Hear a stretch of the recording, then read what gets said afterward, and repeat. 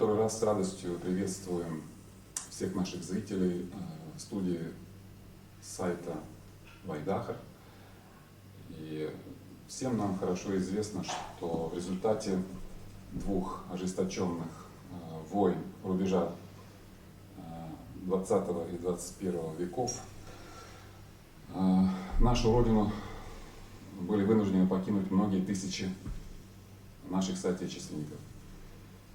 Это уже не первая эмиграция подобного рода в истории войнахов, но, пожалуй, впервые они оказались в таком большом количестве в Европе. Основной поток беженцев пришелся на 99-2000 годы, и с тех пор уже минуло 16-17 лет.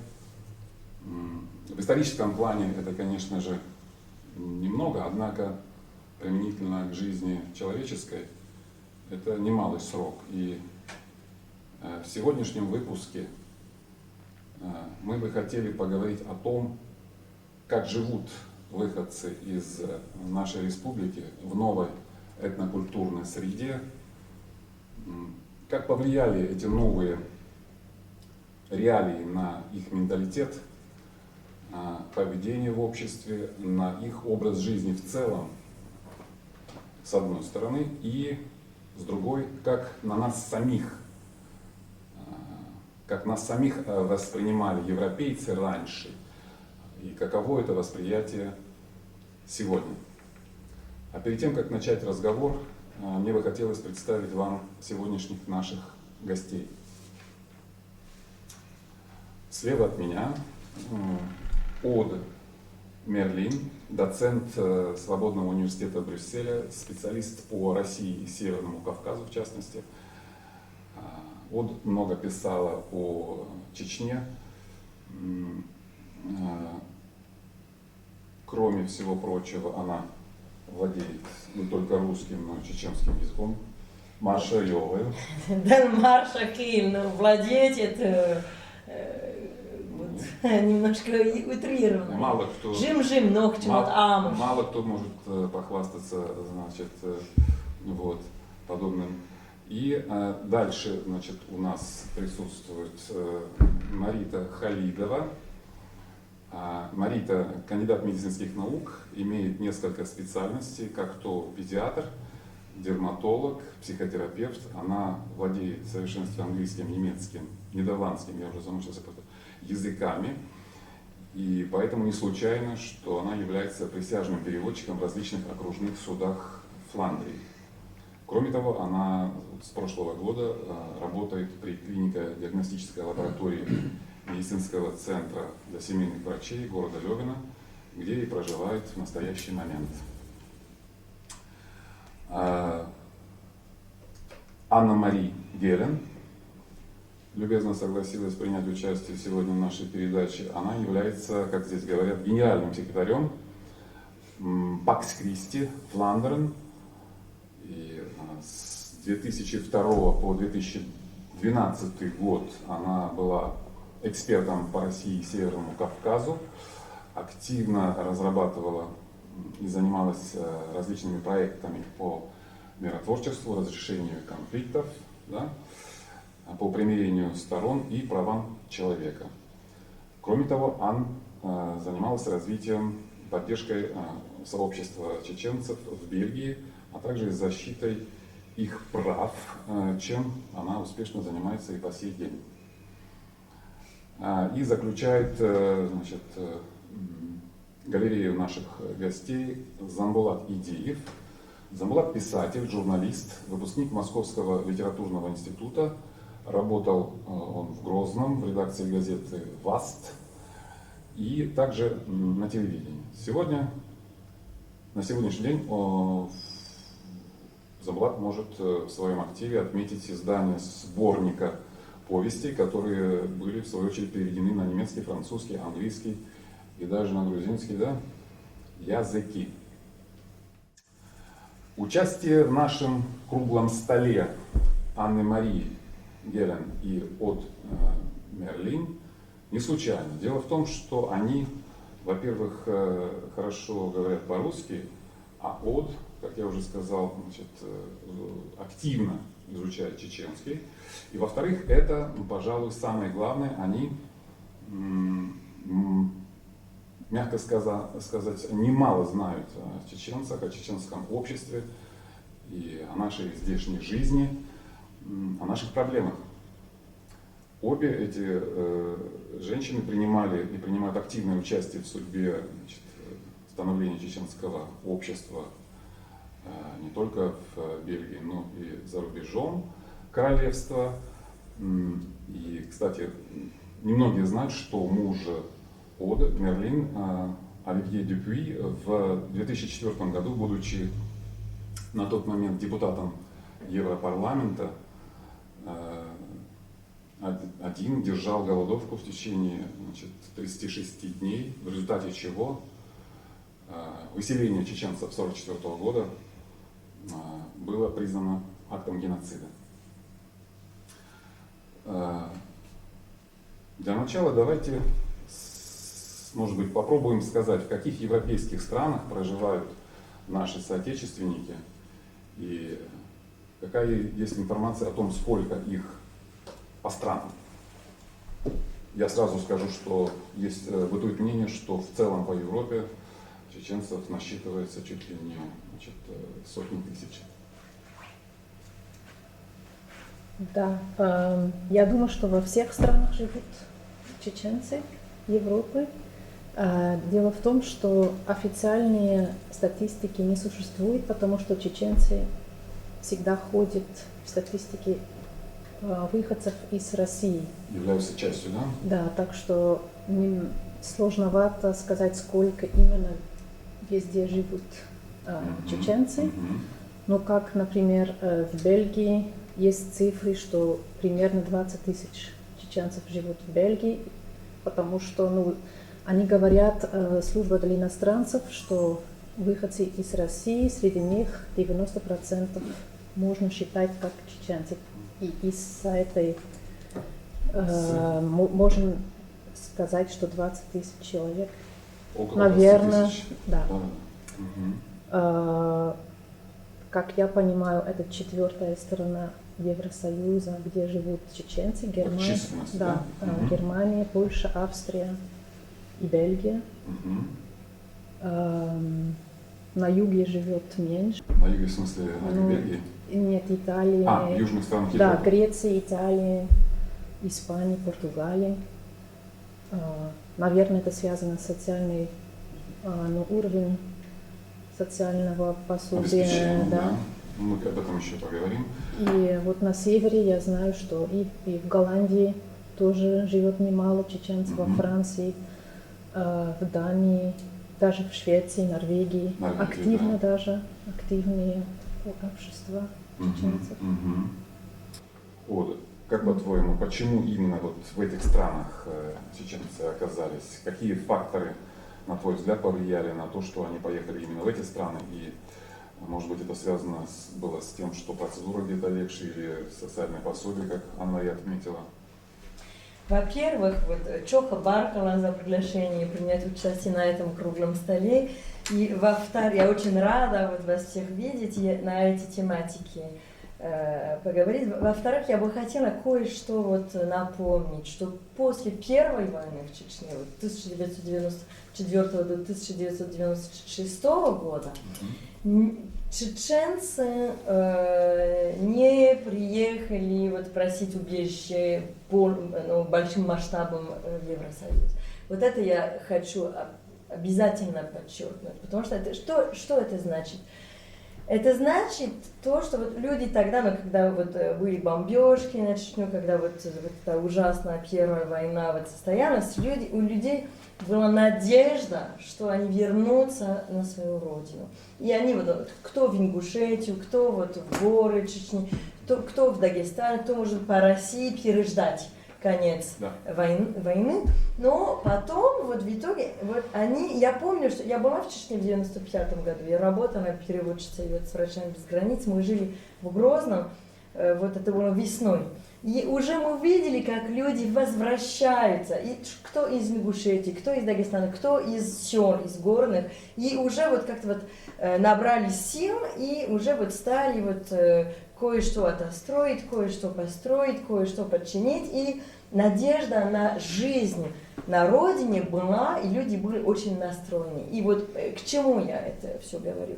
Это, значит, все это свидетельство того, что когда началась Вторая война в 99 году, люди, по большому счету, поняли, что в этот раз надежды нет, что вот эта война, она жестче, вот эта война, она тяжелее намного, что вот очень, вот как вот, очень больное ожесточение. И люди сразу начали как-то вот хлынуть, уехать, и вот и в Евросоюз. Это очень большая разница. И вот поэтому, прежде чем как ответить на ваш вопрос, я извиняюсь, но вот я хотела вот это подчеркнуть, потому что и тоже надо напомнить, что после выселения 1944 года, вы это выселение упомянули, тоже чеченцы вернулись на свою родину после смерти Сталина. А значит, то, чему сейчас то, что мы рассматриваем, и то, чего мы свидетельствуем, это первое, это в истории чеченского народа, вот это распределение, вот это как-то вот появление диаспора, это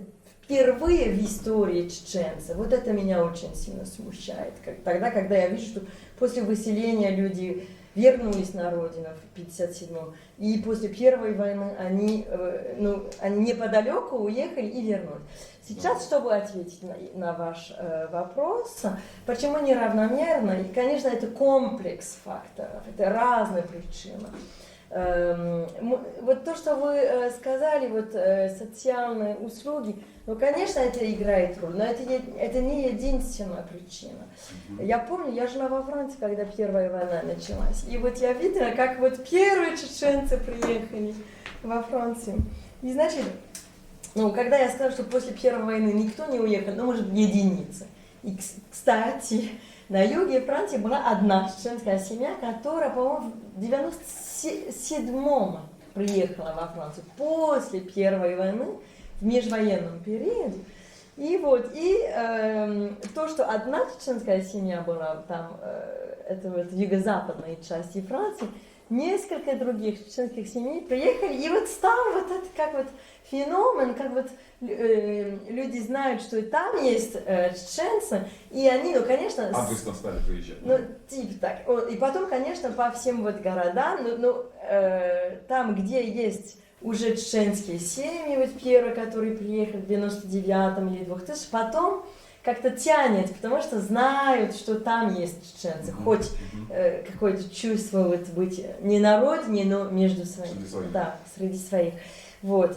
Потом, конечно, есть еще слухи. Слухи, они играют роль. Значит, когда, например, вот были какие-то слухи, вот какое-то время, когда типа, вот, слухи, которые, кстати, соответствуют частично правде, знают там, я помню, что знали в Ингушетии, в палаточных лагерях вот в начале 2000, что Бельгия, она очень щедрая страна, если вот рассказать о социальном пособии и так далее. Значит, это не случайно, что в Бельгию приехали много чеченцев. Кстати, вот эта цифра 20 тысяч, вот, я не слышала, я слышала, когда было исследование и вот опросы и репортажи газеты «Le Soir» зимой, что у них были цифры от 11 тысяч до 15 тысяч в Бельгии. Тут я увидела, что на Россия 24-17, а Мари 20, значит, это, наверное, да, колеблется между. И неравноправно это тоже связано с Дублином 2.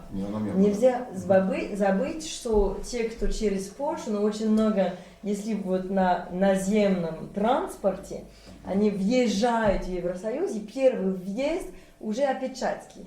Это вот Евродак, Евродак, опечатки люди уже вот берут. И значит, ты знаешь, что очень много чеченцев оказались в Польше, потому что они не обязательно хотели подать ходатайство на убежище в Польше, и большая доля из них, наверное, постарались из Польши уехать, и в Германию, или во Францию, в Бельгию. Конечно, тоже то, что есть страны богаче, чем другие внутри Евросоюза, это очень большую роль играет, потому что люди знают, что в богаче стране... Будем говорить более гостеприимно. Да, ну, им помогут побольше. Да. Но из-за Дублина-2 очень много чеченцев, которые были в Германии, в Австрии, во Франции, в Бельгии или в Норвегии, постарались там убежище получить по Дублину-2, их автоматически отправили обратно в Польшу, потому что их опечатки там. И они считаются просящими убежище там, в первой стране въезда.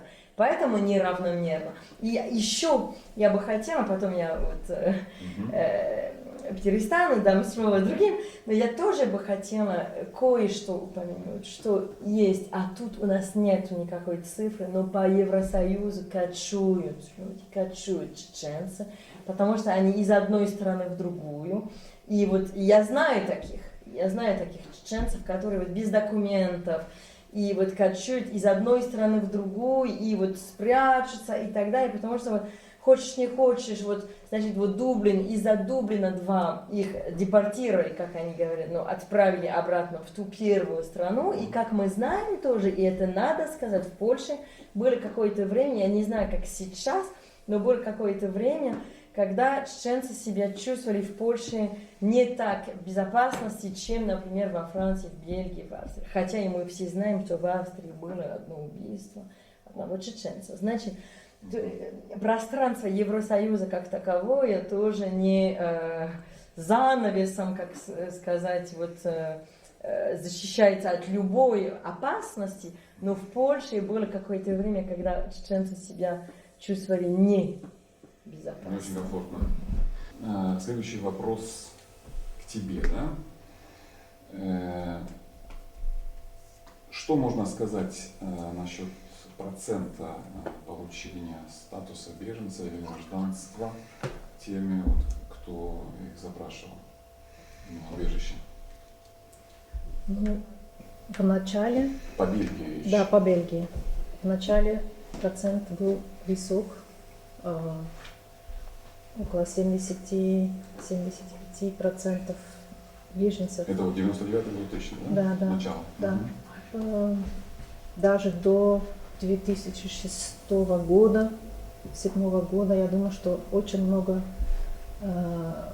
беженцев получили. Да? А потом, потому что из-за процессов внутри, скажем, Чечни,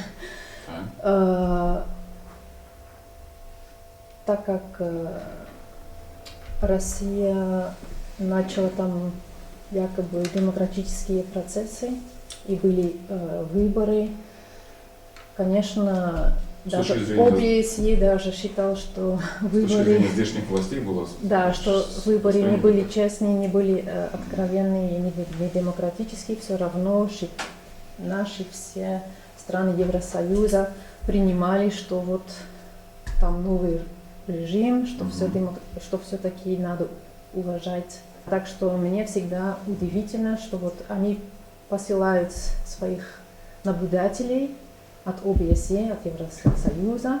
Они видят все, что выборы нечестные, но из этого не делают вывод.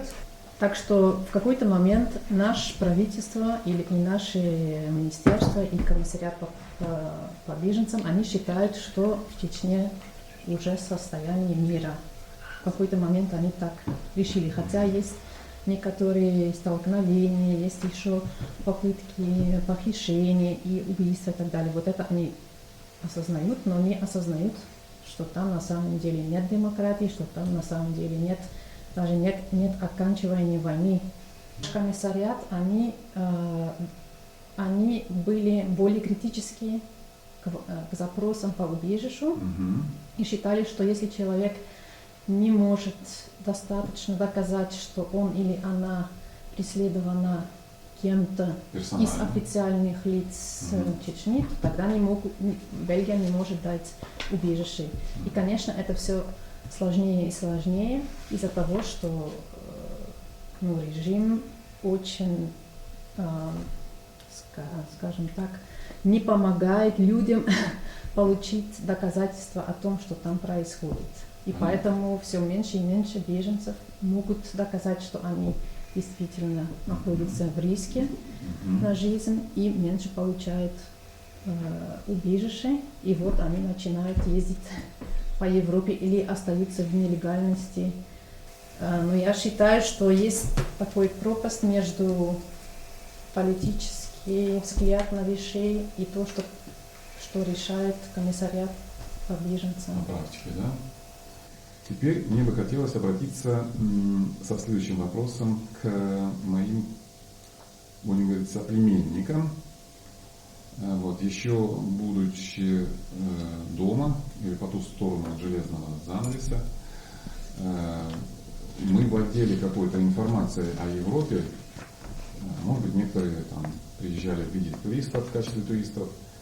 И вот прибыли вы сюда, Марита и Замбулат, в качестве не совсем туристов, беженцев, да? Будем говорить прямо. Какое впечатление оказала на вас Европа в первые дни проживания? Начнем с 90 каком году? Ну, я сначала прибыла в Европу. Сейчас я закончил вопрос, прости. Насколько соответствовал тот образ, который сложился до приезда, тому, что реально было здесь? И как вас встретили европейцы? Да, ну, я начну с того, что я была в Европе и в качестве туристки, и в качестве вынужденной мигрантки, и в качестве добровольной мигрантки. То есть в Бельгию я попала как вынужденная туристка, в Бельгию я попала как... Новый термин. Да, очень интересно. Значит, Сначала как туристка. значит, я хочу сказать, что в Бельгию я попала как вынужденная мигрантка. До этого я посетила Европу как туристка. Да. И в Германии я проживала некоторое время в Германии как уже добровольная мигрантка, потому что я там имела возможность работать врачом. То есть вот я хочу сказать, что все эти три уровня, они совершенно различны. То есть, конечно, самое такое вот хорошее положительное впечатление, это когда я посетила Европу, Германия и Голландия, то есть я была в Нидерландах и в Германии. Это были такие положительные эмоции, то есть все новое. Моей задачей было это ознакомление с культурой, культурное обогащение, все, что какие-то достопримечательности и так далее.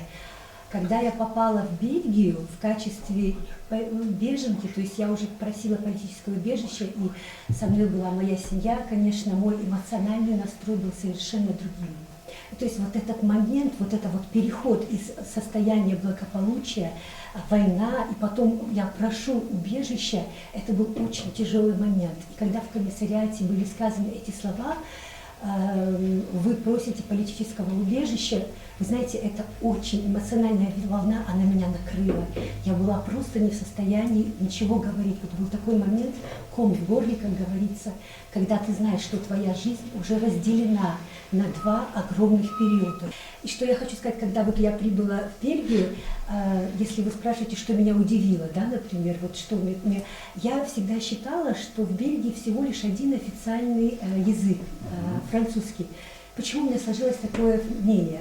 В юности я увлекалась книгами Агаты Кристи, и ее главный персонаж, Эркюль Пуаро, был бельгийский детектив, но он был франкоязычный. Поэтому я была полностью уверена, что один французский является государственным языком в Бельгии. И каково же было мое удивление, когда я узнала, что не только французский, еще и нидерландский, да еще и немецкий. Я была очень приятно удивлена. Почему? Потому что в моей родине, многонациональной родине, в Советском Союзе, то есть я родилась в СССР, был всего один государственный язык, русский. И все обучение проходило на этом языке. Не имеет значения детский сад, школа, институт, университет, все было на одном языке. И это, конечно, с одной стороны хорошо для обучения, но с другой стороны, почему мы не имели права говорить на своем родном языке? Вот это вот было всегда таким больным вопросом. Вот моя мама, она преподаватель чеченского языка литературы и русского языка литературы. Бадуй? Да, моя мама. И никогда в жизни она не получила шанс работать как преподаватель чеченского языка и литературы в столице, в городе Грозном, там, где я жила. Почему? Потому что не существовало ни одной школы, средней школы, где преподавался мой язык, родной язык и родная культура, родная литература. Поэтому вот первое впечатление, огромное уважение к тому, что каждый человек, ребенок в Бельгии имеет право проходить обучение, обучаться на своем родном языке. Вот это вот было большое положительное, вот, с чем я столкнулась. А то и на двух сейчас в последнее время, последние дни. Одна небольшая поправка. Было сказано, моя родина Советский Союз, но не везде обучение было на русском языке. Взять хотя бы наших южных соседей, там прекрасно преподавалось и на армянском. Армянские школы. Потому что грузинские преподаватели и там это устроили митинг по этому поводу и заставили, конечно. Ну, был час от два чеченского языка в школах, в горах в Чечне? Да, Всё. вот это вот, да, в горах был Неделю. предмет такой, да, но особое внимание не уделялось, конечно. Изучали как иностранного. Кстати, что Бельгия создала впечатление франкоязычного, ты забыл и реального человека, Жоржа Сименона, уроженца Льежа, тоже франкоязычный писатель. Да, взять И хотя бы- Михаэль Певец, и да, Жак Михаэль, ну, значит, да, вот, Но его наверное, здесь все понимают, как и Адамо, как значит, Франко. Я говорю по восприятию тех лет. Тебя что удивило? Меня, конечно, Европа, мы дома, на нас, помимо того, что была эта пропаганда, вот этот железный занавес, и пропаганда была социализм, капитализм и так далее, и, в общем-то, Загнивающий. ну, скажем так. Сильно пахло, когда приехал. Тем не менее, Европу, особенно Францию, мы, могу говорить о своих личных впечатлениях, мы воспринимали очень такой некий романтический ореол, был, особенно под впечатлением вот этих книг, сказок, фильмов, которые мы с детства любили. Тебе доводилось бывать за рубежом? Но вот я к этому сейчас иду. И первый раз, когда приехал в Европу, это было в 2002 году, но приехал не в качестве просителя убежища, а с деловой поездкой. И я по Европе ходил, мне нравилось ходить, гулять по улицам Парижа, Лондона, Потсдама, смотреть архитектуру, получать удовольствие, посещать музеи. Единственное, конечно, что мне мешало получать полное удовольствие, это 2002 год, одна из самых горячих стадий войны у меня дома, и это все равно как-то отпечаток в моей душе откладывал. И сейчас, когда мы уже приехали в Европу в качестве просителей убежища, конечно, разница существует, что Между представлением тогдашними и... между представлением тогдашним, до нашего посещения Европы, между тем, как мы приехали в качестве или туристов, или деловой поездки, и уже в качестве беженцев. Тут я вспоминаю, например, слова, если вы позволите, я процитирую Остапа Бендера. Он говорит: нет никакого Рио-де-Жанейро, и Америки нет, и Европы нет, ничего нет. И вообще, последний город на земле – это Шепетовка, о которой разбиваются волны Атлантического океана. За границей это миф о загробной жизни. Кто туда попадает, тот не возвращается.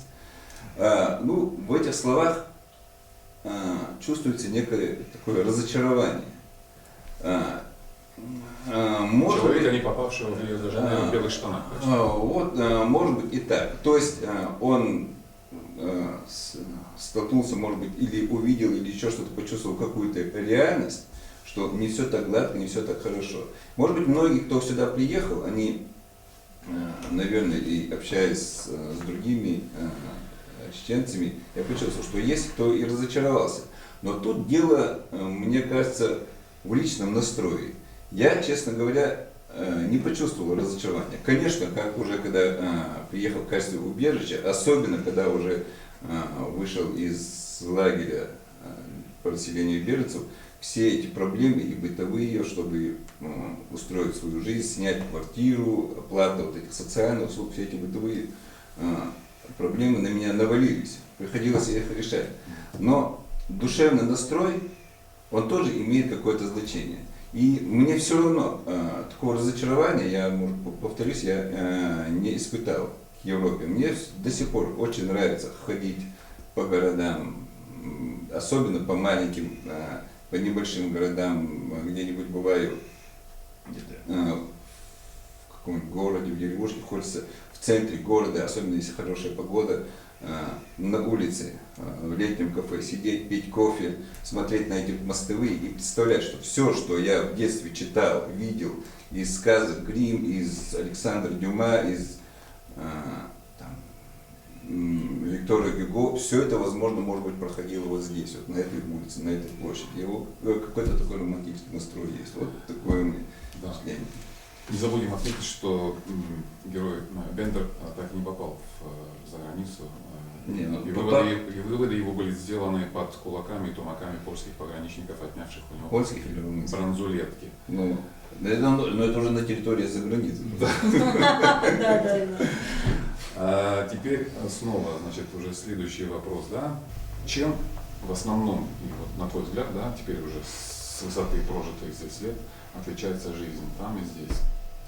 Ну, а если говорить о том периоде, когда началась война, конечно, война там и мир здесь. Это два контраста, два очень таких полярных как бы состояния. И когда мы приехали, в первые дни, месяцы, это очень сильно чувствовалось. Вот, то есть как безопасность здесь, она накладывает отпечаток на человека, на его поведение, на эмоциональный статус. То есть мы как бы стали более спокойными, более уверенными в себе и в завтрашнем дне. А там ты был все время под таким напряжением, вот это вот ущемление фундаментальных прав человека, лишение свобод, лишение прав, оно преследовало нас все время. И поэтому мы вынуждены были покинуть Чечню, свою родину.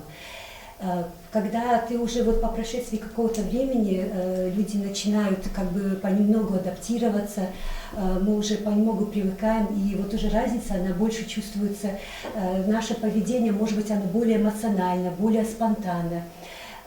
У бельгийцев, в общем, я могла сказать, они больше планируют, более вот планируют свое время, организовывают все. И постепенно все-таки это тоже накладывает отпечаток, и мы немножечко начинаем тоже, мы более спокойные становимся, более уверенные в себе, можно даже так сказать, и стараемся тоже планировать нашу жизнь в дальнейшем. Вот. Но что я еще хочу сказать, вот тоже первое впечатление, вот хорошо было замечено, гулять по городу, и очень приятно, когда ты видишь приветливые лица, то есть люди, местное население, они улыбаются тебе в ответ, ты видишь, что люди открыты, и постепенно человек тоже становится, становится таким более приветливым, более улыбчивым. У меня был такой случай, когда по прошествии нескольких лет сразу вот вновь прибывшие, вот, то есть как бы беженцы, как бы новоиспеченные, только что Там будет прибывшие, интересно. они как бы вот сразу чувствуется и бросается в глаза, что они только прибыли в Бельгию или в Европу. Почему? Потому что когда мы встретили на улице такую семью, а у них, понимаете, вот у них совершенно другой взгляд, у них напряженный взгляд, вот они тревожны, они ожидают какого-то, вот, понимаете, из-за того, что на родине вот эта вот самая большая разница, это, конечно, права человека, насколько мы были ущемлены дома, и насколько здесь человек знает и его постоянно информируют о его правах. Даже вот в школе, я бы хотела сказать, у меня у детей в школе висит большой плакат.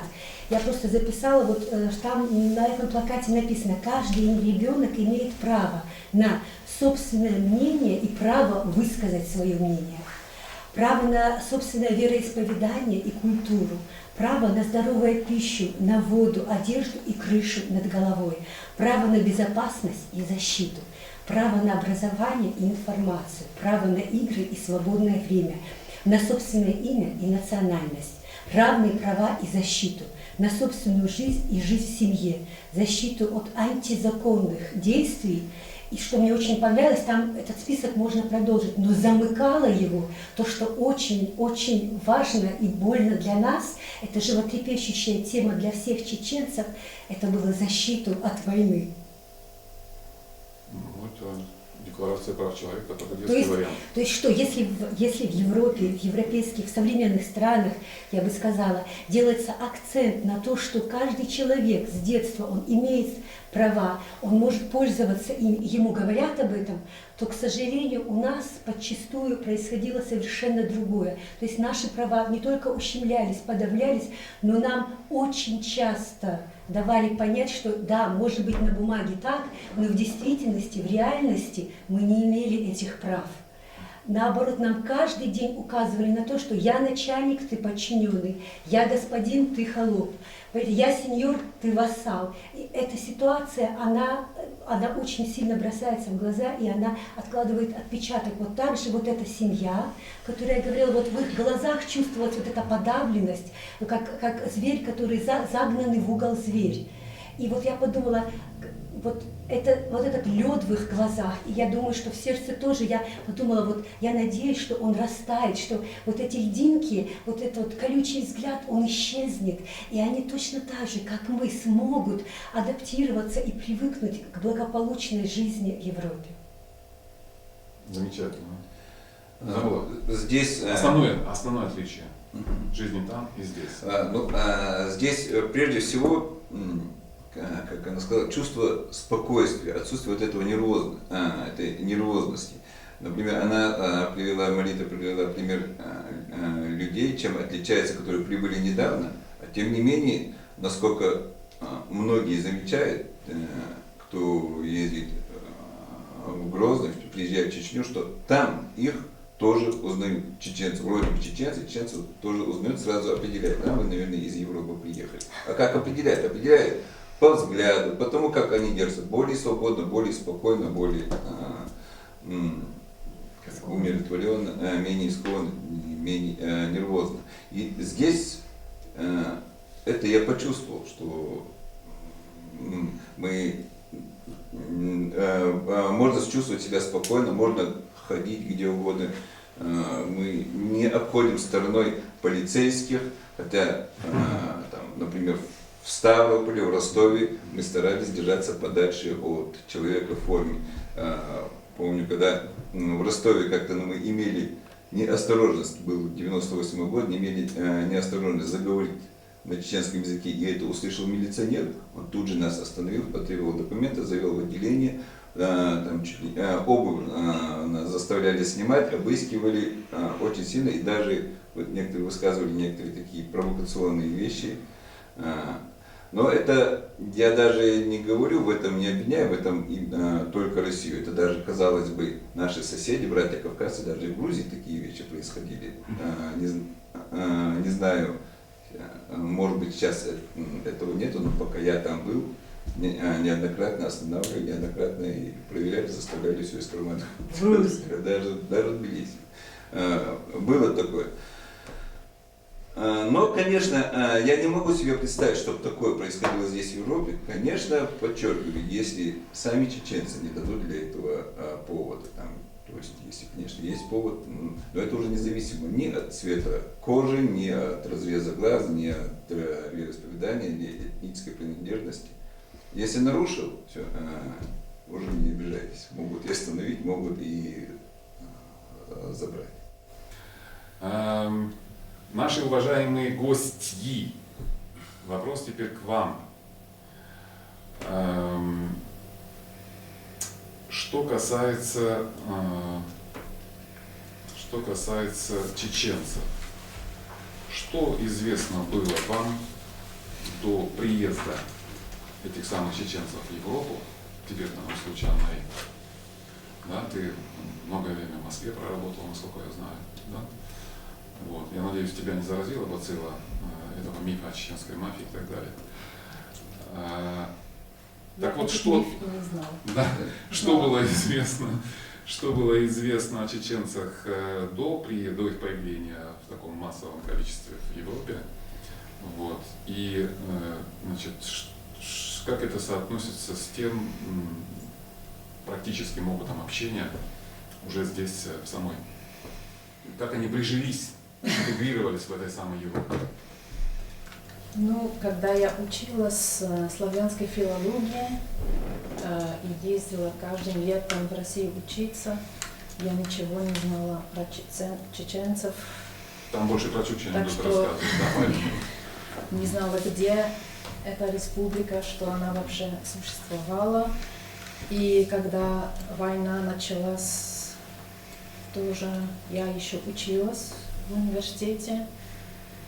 До нас, ну я не знаю, я не помню даже об этом что-нибудь. Бог миловал тебя, да? Да, слышала, Мгм. или так что я не совсем так Была в курсе, да? была в курсе, не следила за новостями. Я только узнала про чеченцев, когда я уже работала в 96-м году в Пакс-Кристи международный, Мгм. и приезжала группа солдатских матерей Санкт-Петербурга, и приехала Зайнаб Кашаева из «Эхо войны».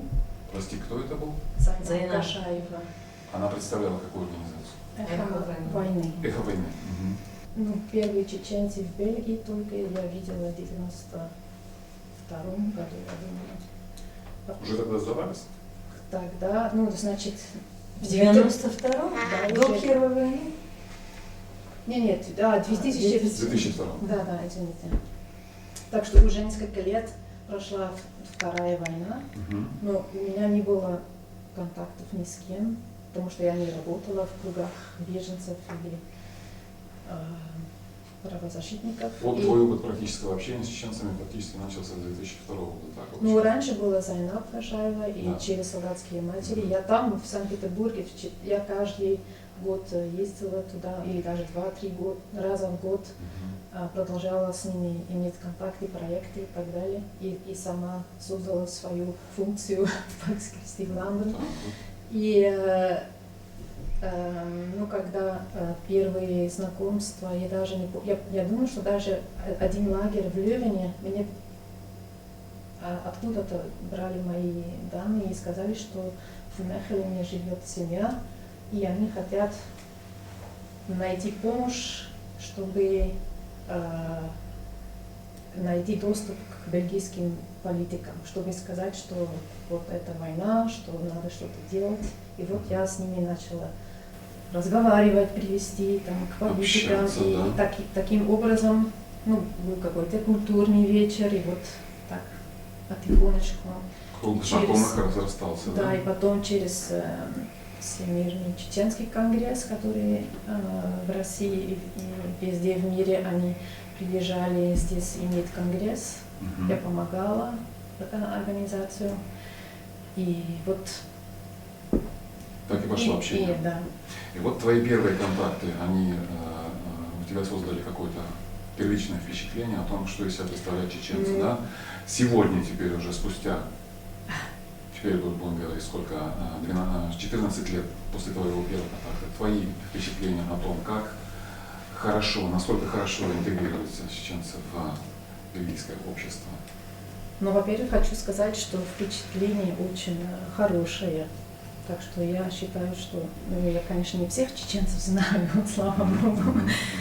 но очень открытые, очень общительные, очень гостеприимчивые, очень теплые люди. А применительно к мотивации изучения Ко языка? мне, ну да, просто ко мне, вот я чужой человек, и неважно где, я в Санкт-Петербурге или здесь, или в Москве, или там, всегда очень легко находится. Тепло, радушно, а вот еще раз в И- плане интеграции. И в плане интеграции Есть мое примеры? впечатление, что интеграция идет хорошо, да, очень хорошо. Так что люди, ну, они же, вы же не приехали из глухой точки мира, вы приехали из развитой страны, так что все уже читают, пишут.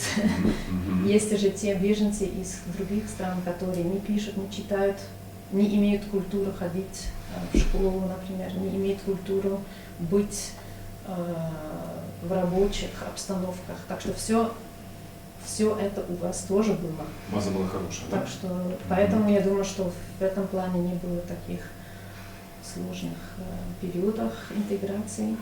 Понимаю. Все работают, как я понимаю, все стараются учиться хорошо. Интеграция от хорошей до очень хорошей. Да. Замечательно. Я даже это слышала и от полиции, например, Бельгии, федеральной полиции. Если это может быть Так, замечательно. инстанция, которая Конечно, имеет это- какое-то уважение. Так что Это хорошая референция. Ода, твое впечатление, разница, прошу подчеркнуть, между твоими первыми, ты по Кавказу давно работаешь, вот чеченцы создали у тебя много лет назад одно впечатление, и вот они теперь тебя нашли в Бельгии здесь, аж сюда приехали, да? Какая у тебя сложилась, как говорится? Ну, знаешь, я первый раз слышала о Чечне в 1991 году, когда Дудаев провозгласил независимость. Ты уже была? Нет, я была во Франции, я училась, но я Не имела отношения к учила русский язык. Да. И была вот одна, вот тогда это еще был Советский Союз, значит, из Советского Союза была одна вот преподавательница русского языка, и мы следили за прессой, слышали о том, что провозглашает независимость генерал Джохар Дудаев в Чечне. И это тогда был парад суверенитетов, я учила, вот была вот одна преподавательница, которая из Советского Союза. И она вот однажды вот на урок, она приходит и говорит: о, ты увидела, вот там в Чечне даже независимость провозгласил Дудаев. И вот я стала интересоваться этим, но вот это вот 91, 2, 3 год, вот я, в 93 году я жила в Москве. Я 8 месяцев провела в Москве, и я тогда вот сотрудничала в Витартас, как корректор французского языка. Там я следила за новостями, я следила за каждым шагом, там что, где, ну, была бомбежка Белого дома в октябре, вот потом вот все эти вот события, вот, которые до войны в Чечне вели. И вот я следила.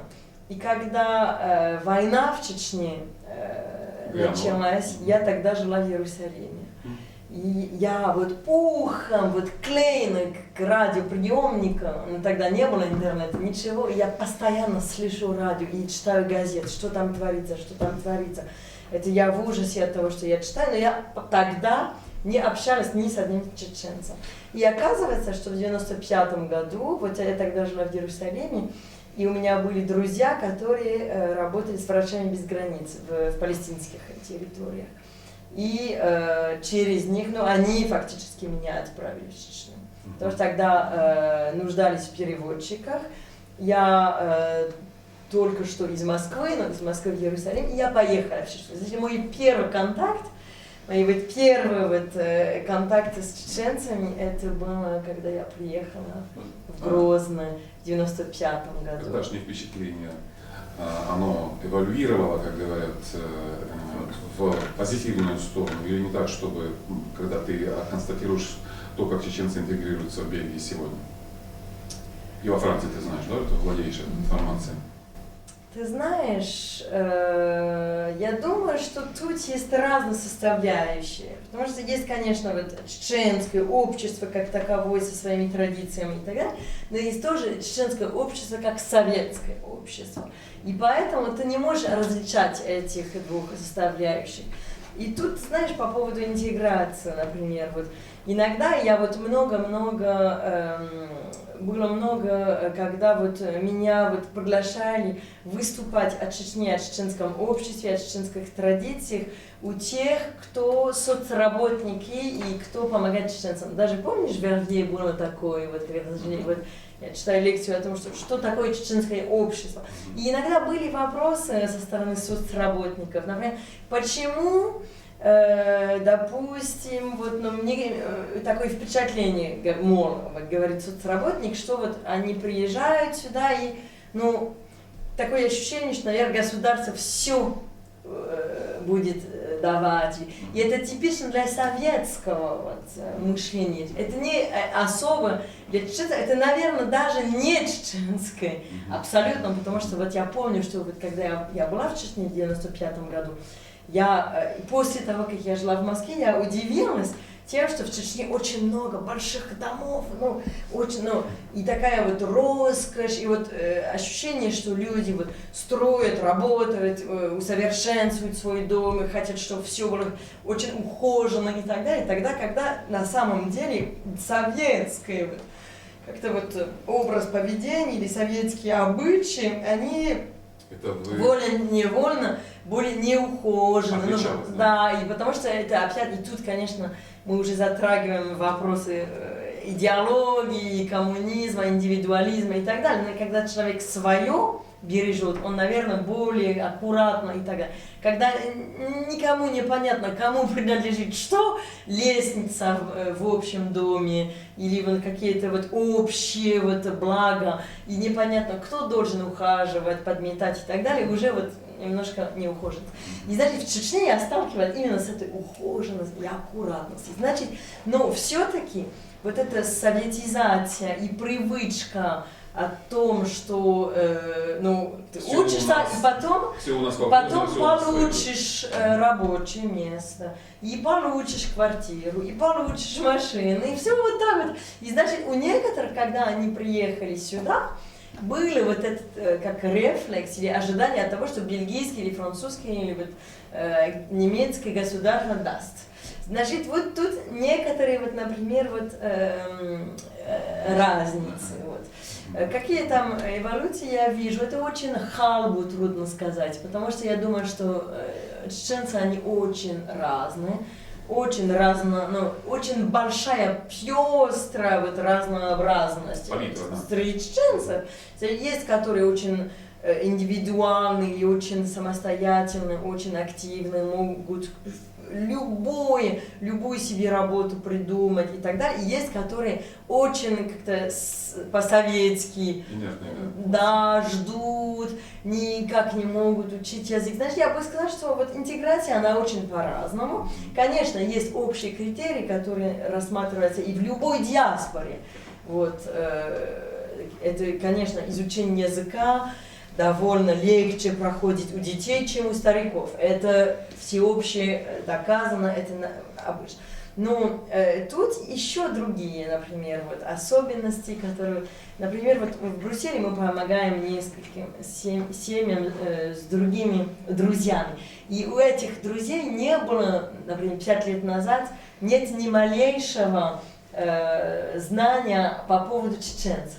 Иногда они удивляются, например, о том, что, например, вот, отец не может объявить о том, что у него берхирду, ребенок будет. Но такие традиции, например. И значит, тут, конечно, есть разницы. И я бы сказала, как Ан-Мари, что по большому счету интеграция, она довольно хорошо идет. Но есть тоже какие-то вот нюансы или оттенки, тогда, когда иногда непонятно директорам школы кое-что, или непонятно, что какие-то драки могут стоять, или непонятно, что именно по поводу государства, или иногда тоже, тоже я извиняюсь, но всегда, когда я выступаю, я всегда говорю то, что я думаю, и то, что я замечаю. Значит, я никогда не буду вот врать или кое-что сглаживать ради того, чтобы все было в порядке и так далее. Но вы знаете то, что иногда удивляет бельгийцев, как я это понимаю?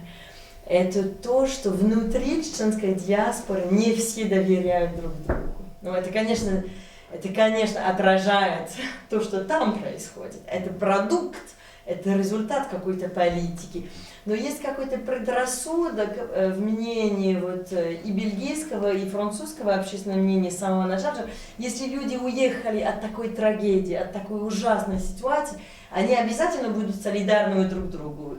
И смотри на армянскую диаспору, которая от геноцида 100 лет назад уехали и помогают друг другу. Хотя и, конечно, среди них тоже какие-то могут быть вот разногласия, разрывы, иногда даже вот конфликты внутренние и так далее. Но то, что удивляет соцработников или людей, которые хотят помочь чеченцам, или врачи, когда они, если первый раз сталкиваются вот с чеченцами, это то, что для одного чеченца в диаспоре в некоторых ситуациях самая худшая ситуация, это если ему придется рассказать свою историю, свою судьбе при незнакомым другим чеченцам. И вот это, например, это особенно.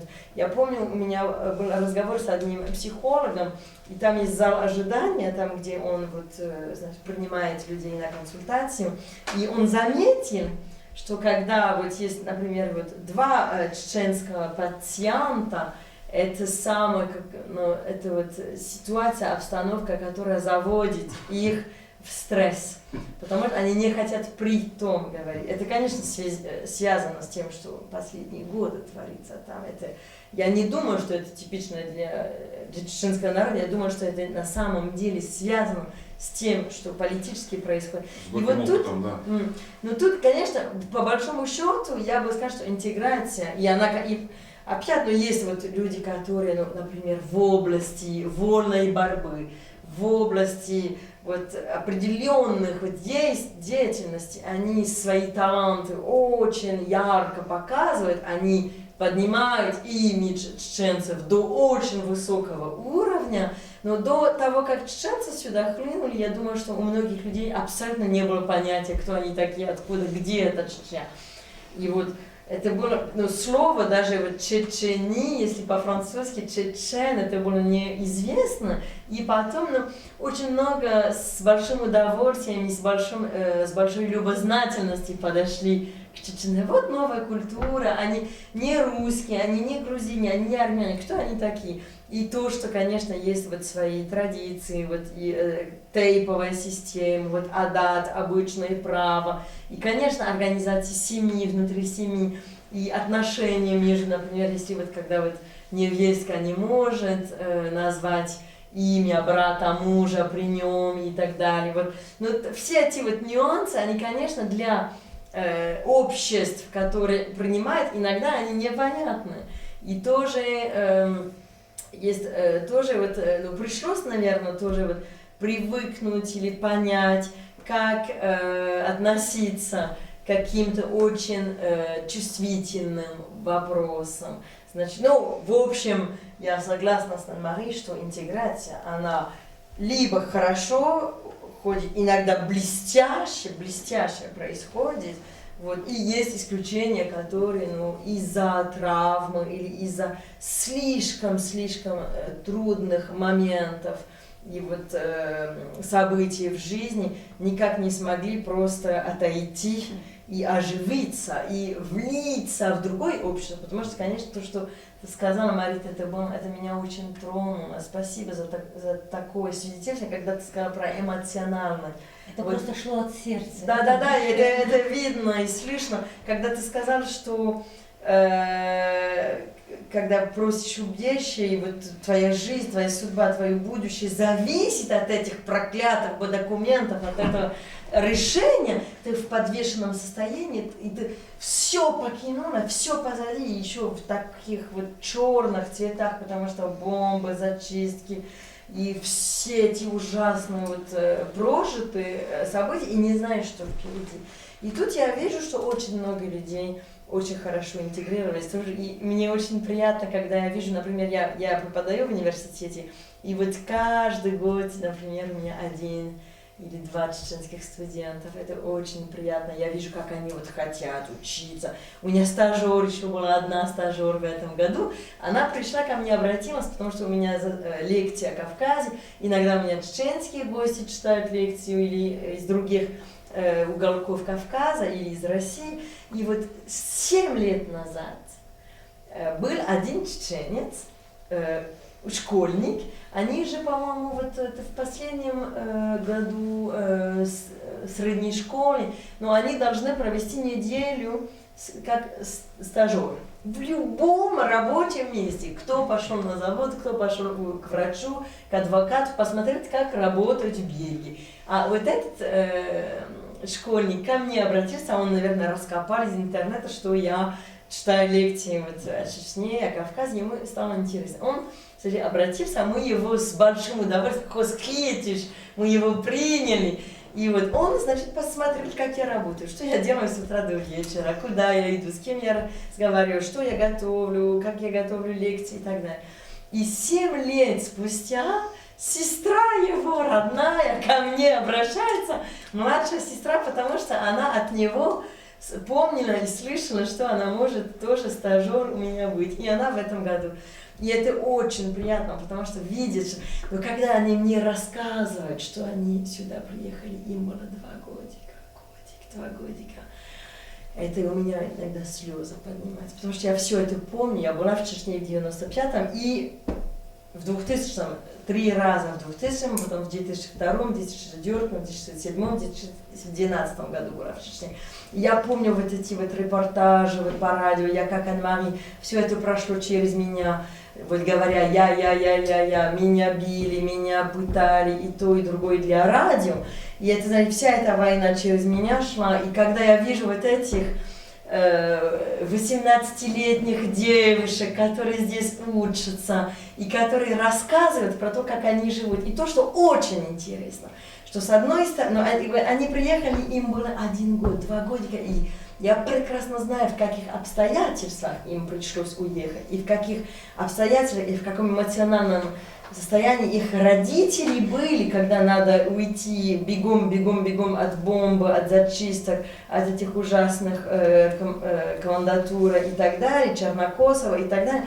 И в каких, ну как они могли вот своих малышей, вот, и иногда пешком, через границу, иногда под бомбежкой, все это. Я их вижу, они красивые, им 18 лет, они тут учатся, и они рассказывают, как они прижились к бельгийским, у них бельгийские друзья, у них круг чеченских друзей, очень часто я вижу, что это отдельно, что с одной стороны традиции чеченские очень глубоко сохраняются, и что родители очень аккуратно следят за тем, чтобы вот девушки вот так и так себя вели и так далее, чтобы мальчики тоже так. Вот. И они, и с другой стороны, они живут в этом глобальном обществе, где вот либерализм по разным критериям идет, и они совмещают эту чеченскую внутреннюю жизнь дома, в семье, по поводу брака, по поводу будущего, по поводу вот это тоже кодекс чести, вот и по отношению к старшим и так далее. И с другой стороны, они живут в этом как разбавном, разлитом обществе, где вот каждый себя ведет как хочет и так далее. И они мастера в том, что они умудряются совместить эти 2 жизни. Да, ну, как отдельно мне кажется, и, например, то, что они знают, что они по всей вероятности выйдут замуж за чеченца. Или если исключение, ну, пусть он будет мусульманином, но это очень редко, что даже они за не чеченцем выйдут замуж. Да.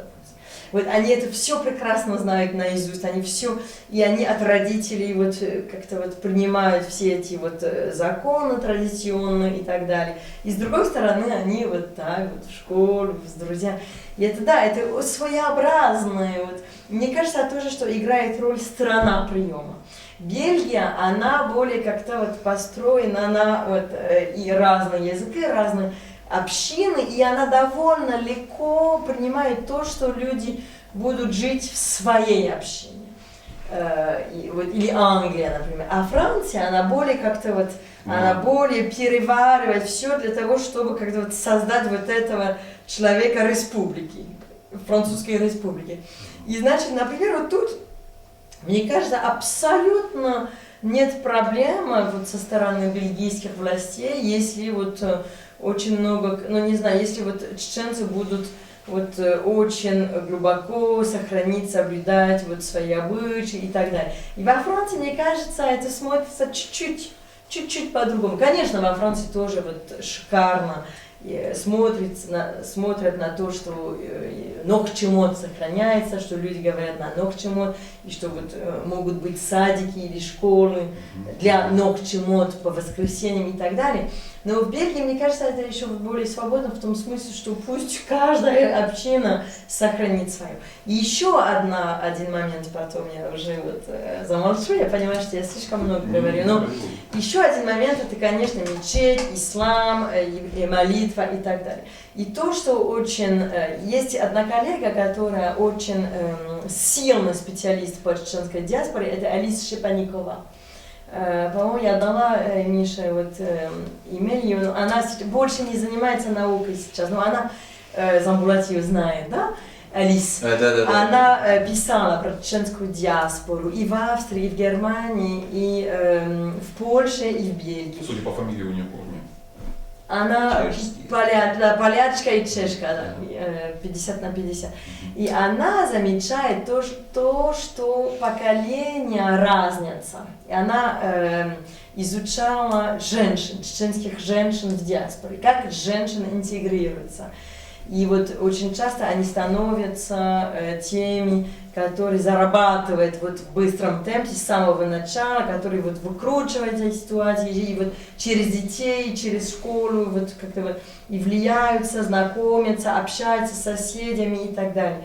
И она замечает то, что поведение и отношение к исламу, и к стилю, и к какому исламу меняется из поколения в поколение. Что например, те, которые выросли в советское время и приехали в Евросоюз, когда им было, в Европу, когда им было за 30 лет, даже за 40 лет, они более остались советскими с этой точки зрения, значит, не хотят носить платка, или стали, как и были в Советской Чечено-Ингушской республике.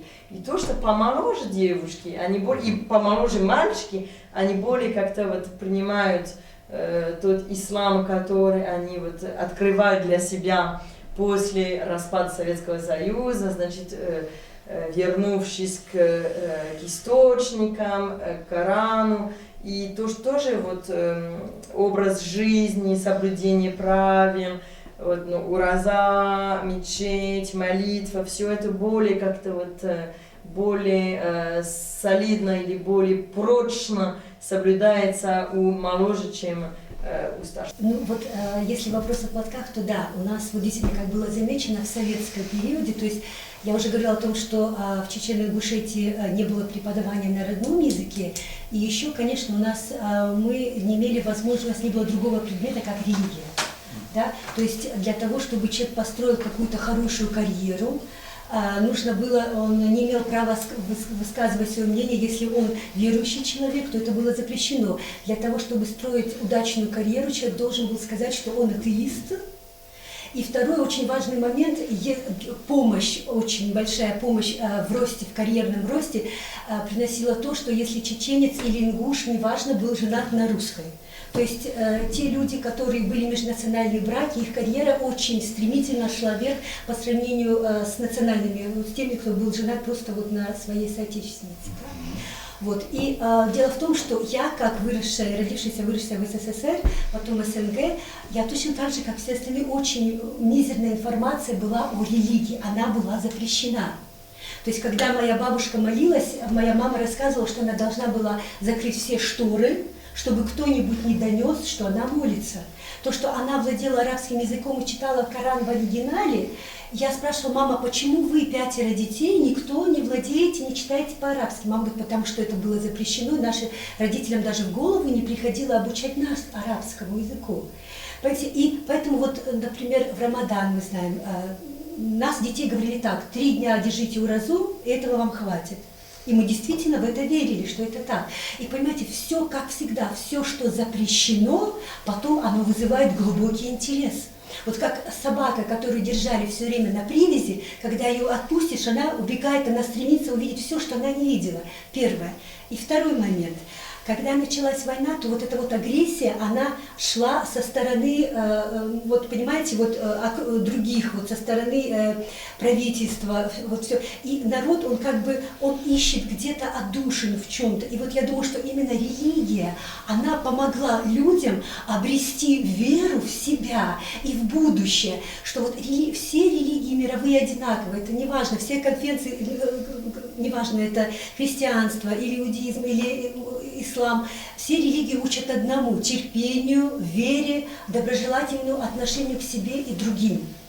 Понимаете, и, например, в Коране написано, об этом очень мало кто говорит, что если человек отобрал жизнь у одного человека, это расценивается исламом так, как будто он отнял жизнь у всего человечества. И если наоборот человек помог сохранить жизнь человеку, то Коран рассматривает, религия смотрит на это так, как будто он спас все человечество. И вот это вот терпение, вот это все, и люди, они как бы окунулись в это, а мы, которые выросшие в Советском Союзе, атеизм, у нас были все общественные мероприятия и так далее, то есть в нас, как говорится, это сильно было заложено уже. Вот в наш менталитет. Может быть, с этим это связано? Вот, не знаю, ответила ли я на ваш вопрос? Мы помимо воли ответили уже на 2 или 3 промежуточных вопроса. Теперь последнее, очень важное.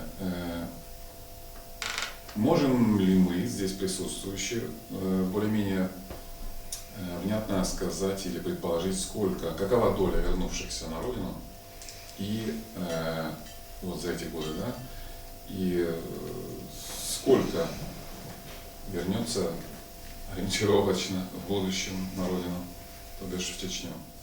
О том, что насколько вернуться, ну, не могу, сложно сказать, насколько вернуться или нет. Опять-таки, как мы говорили, это уже не первая иммиграция чеченцев за границу. Прости, от чего зависит, по-твоему, Вот хлынут теперь туда или не хлынут? Что для этого нужно? Например, ты же говорил, что это уже не первая иммиграция чеченцев, опять-таки. И хлынули большим потоком в 19 веке, во время Кавказской войны, многие чеченцы уехали в арабские страны, в Турцию. Да. Но они уже массовое возвращение у них не случилось, хотя были случаи, кто возвращался, но опять-таки это редкий случай. Массовое возвращение не случилось.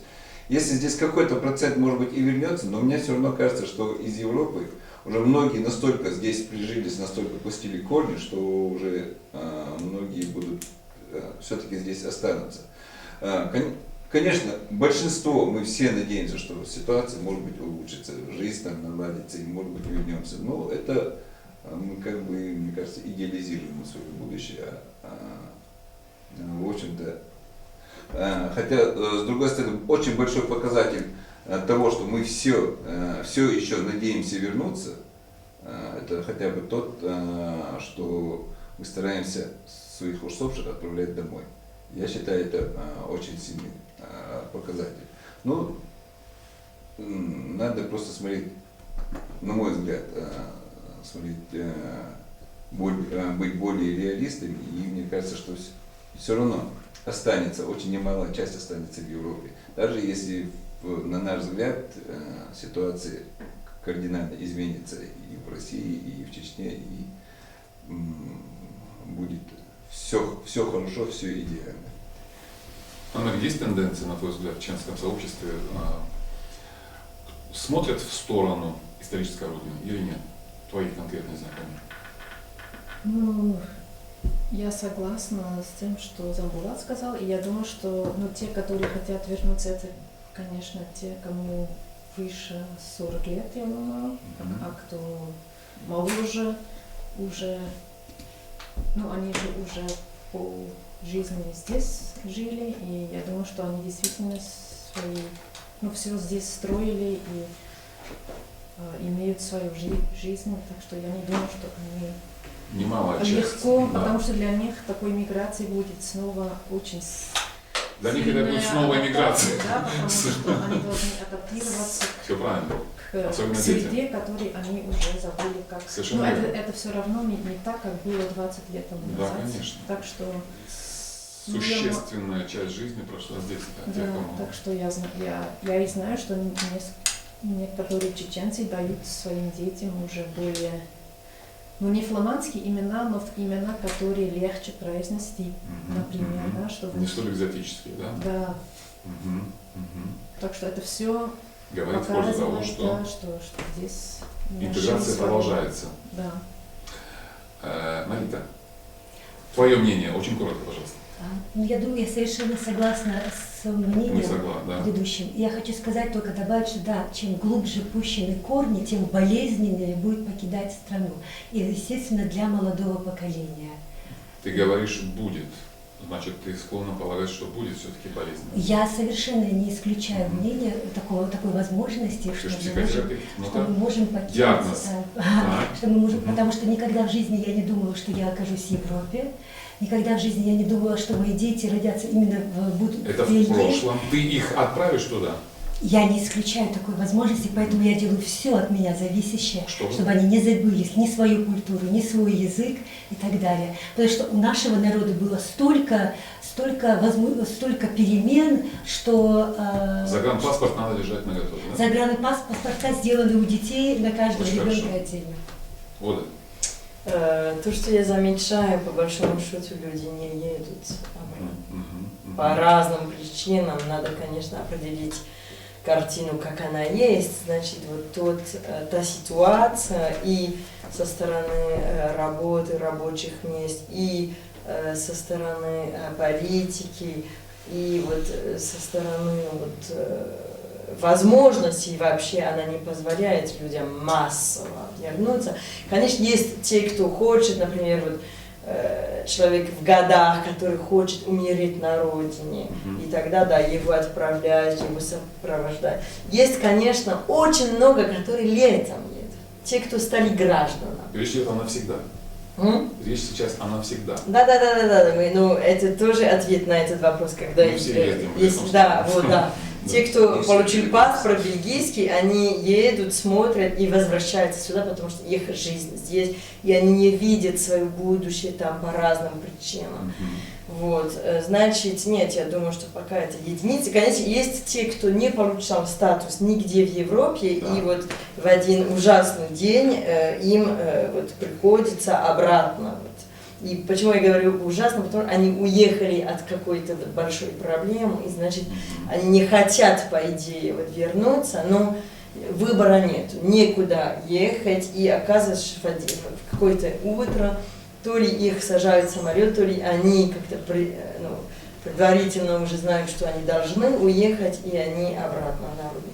Но о том, чтобы вернуться навсегда, и были люди, которые тоже, которых приглашали чеченские власти вернуться, чтобы свои компетенции, чтобы свою работу, чтобы, например, высококвалифицированные кадры или высококвалифицированные личности, которые были в диаспоре, и они нужны были там для того, чтобы новая Чечня процветала с технической, с экономической и так далее. Это происходит зрения. между Но это другими странами. были единицы, и иногда не обязательно с большим удовольствием. Это были разные случаи.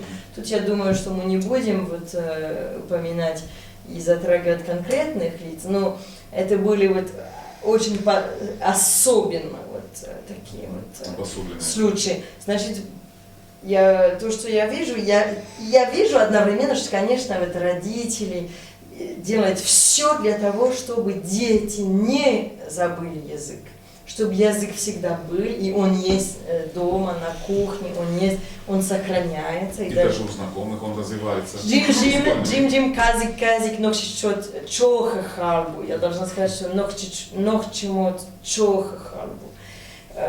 Да, конечно, надо его учить, это однозначно, это очень важно, конечно.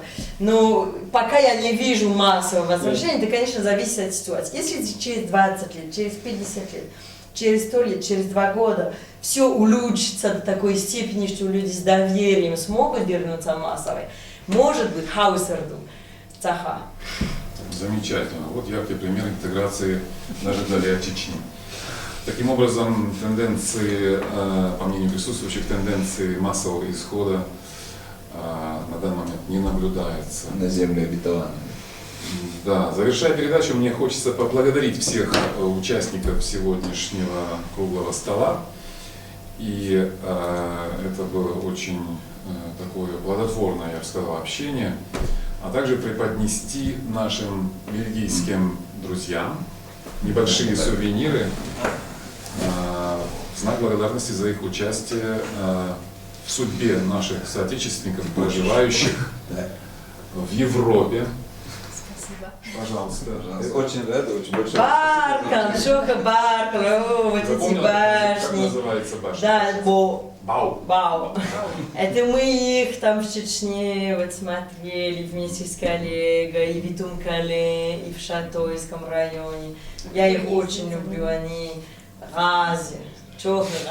Если можно, я хотела бы добавить по поводу этих башен, так как вся история от нашей Чечни, многострадальной родины моей, слагается из периодов войны и мира. То есть, если посмотреть на карту, геополитически вот это расположение между Каспийским морем и Черным морем, оно приводило к тому, что мы всегда должны были защищать свою территорию. И вот одна из функций этих башен была в том, что вы видите вот здесь такие прорези, да, как бы окна. И в момент опасности башни, они те, которые располагались на границе Чечни, по кругу, или как там по границе, как только неприятеля видел человек, находящийся на вершине башни, он передавал сигнал по следующей башне, для того, чтобы предупредить население, чтобы старики, дети, женщины, все слабые имели возможность спрятаться в этой башне, а чтобы воины были готовы. Так вот, в течение дня, так как я читаю воркшопы, провожу в различных школах Бельгии, вот, Фландерии, я хочу сказать, что днем я спрашиваю детей, как вы думаете, каким образом передавался сигнал днем? Я задаю вопрос, и дети пытаются ответить, конечно, вот, то есть, каким образом, то есть, огромные существовали большие зеркала, да, направлялся солнечный свет так, чтобы этот лучик, этот зайчик с одной башни, он передавал сигнал на другую, на третью и так далее, чтобы люди могли мобилизоваться и были готовы к сражению и защите своих слабых. А ночью, как же передавался сигнал ночью? Естественно, дети, они очень быстро отвечают на этот вопрос, зажигался огонь. И тогда с одной башни огонь как бы по следующей, по цепочке, не было интернета. И вот таким образом вместо интернета служила вот такая башня. И вот я надеюсь, что этот символ, он вам будет напоминать и о мире, и не забывать о той войне, которую пережил мой народ. Спасибо вам огромное. Алла Дойна, Шен Самага. Спасибо. Спасибо вам. Мне жаль, что мы не брали вам Ну, сувениры. мы вас просто пригласили. Это уже сувенир и подарок. Еще раз огромное спасибо всем, кто наблюдал нас с той стороны экрана.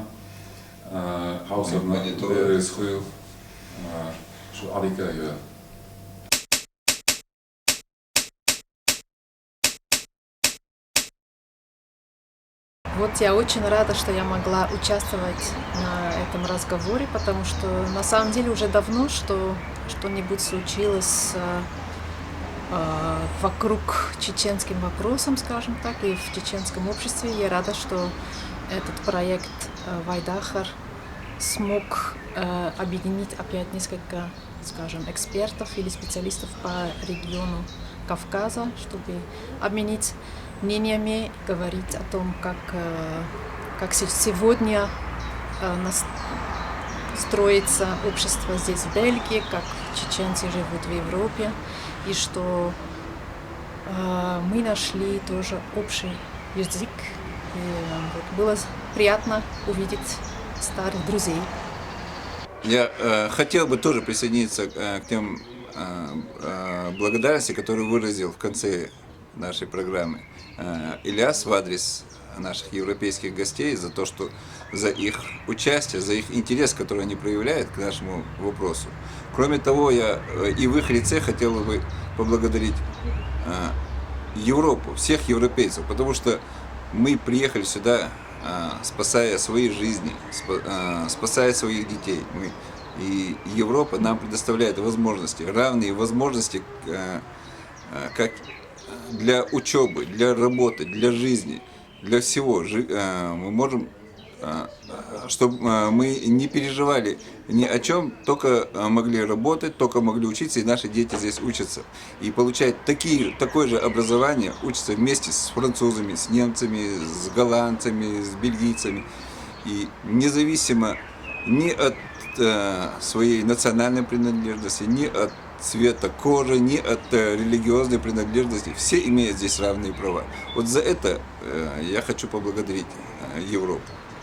Я хотела бы, конечно, присоединиться к тем словам благодарности, которые прозвучали в адрес наших бельгийских гостей. И что хотелось бы добавить еще от себя, я очень благодарна за такую возможность встретиться нам, поговорить всем вместе, за предоставленную возможность как бы с двух сторон. То есть вот эта вот идея проведения передачи, она мне очень импонирует, потому что дает возможность как бы нам выразить свое мнение, выразить свою благодарность за то, что мы спокойно можем жить здесь, наши дети, вот как Замбулат говорил до меня.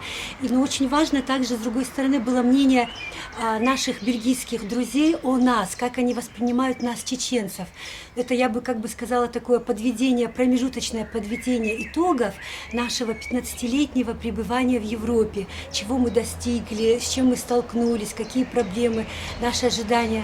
Конечно, не все удалось охватить, мы могли говорить еще дольше, конечно, но хотелось бы сказать спасибо сайту, его создателям за предоставленную возможность выразить свое мнение о сайте, в общем, который помогает нам не забывать о своей культуре, который помогает нам познавать наших же соотечественников, которым удалось достичь уже чего-то. Вот это дает также нам шанс, надежду и вдохновляет нас и вести дальше вот, и своих детей, и не сдаваться самому, и стараться расти, расширяя свои горизонты. Вот. И особо, вот, конечно, то, что вот мне запомнилось, я считаю, что получилась у нас передача. Вот я хотела, что вот мне в самом начале, то, что сказал наш уважаемый ведущий, то, что сказал Ильяс о супруге Оуд, Оливье, мистер Оливье, который провел 36-дневную голодовку ради того, чтобы Европа, как бы европейское содружество, оно признало геноцид чеченского народа 1944 года.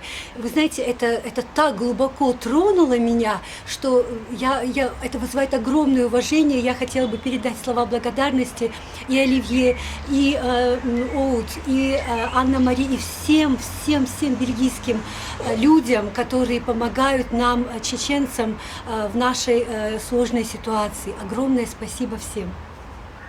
Что мне дала эта передача? Во-первых, Баркал, Чоха Баркал, и Мише, и всем, кто организовал, потому что для меня это был повод с вами горду, я вас люблю, безом. Это во-первых. Во-вторых, я понимаю, что Чечня, она во мне. Она давно во мне, и она никуда не денется. Значит, я с ней живу уже с 95-го года, больше чем 20 лет, как я ей живу, и я никогда вас не брошу, я никогда не брошу чеченскую тематику. Иногда, конечно, я сравниваю, я другие исследования буду тоже вот проводить, но хочешь не хочешь, нох чечо, я тебя люблю. Это второе. И третье, одна мысль вот ко мне приходит, что то, что такой народ, который разбросан по всему миру. И вот я только что из Армении приехала, и вот я тоже об этом там подумала, потому что вот то, что произошло 100 лет назад с армянами, и то, что вот сегодня по всему миру разбросаны армяне, и они сохранили свой язык, они сохранили свою культуру, они сохранили свою любовь и к родине, и к культуре, к литературе, к друзьям, к земле и так далее.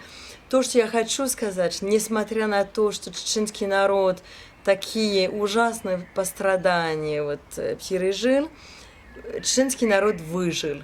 И я хочу вам пожелать, чтобы и через искусство, и через литературу, и через язык, и через вот всякие вот творческие дела вы смогли сохранить свое, то, что вам очень дорогое и вот драгоценно, чтобы вы смогли вот поддержать этот мост со всеми чеченцами в мире, и в диаспоре, и в Чечне, и чтобы вот то, что разбросанный народ, это вам кое-что дало в итоге, несмотря на то, что это большие страдания.